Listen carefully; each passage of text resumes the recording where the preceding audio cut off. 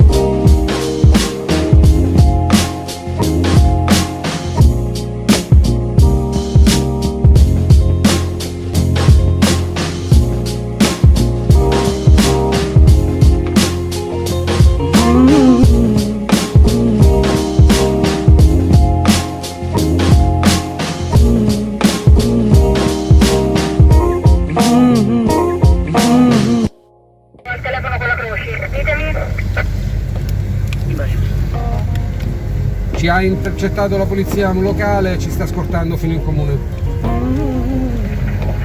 Io chiuderò il gruppo, ricordatevi che qui dietro ce ne sono sempre 4 e dietro ho lasciato passare avanti il guardia parco.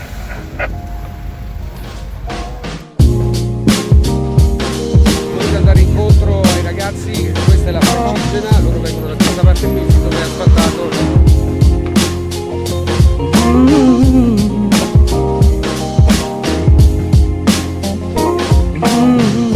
Ancora un pochino più avanti c'è una leggera salita, quindi attenzione per i Tigers.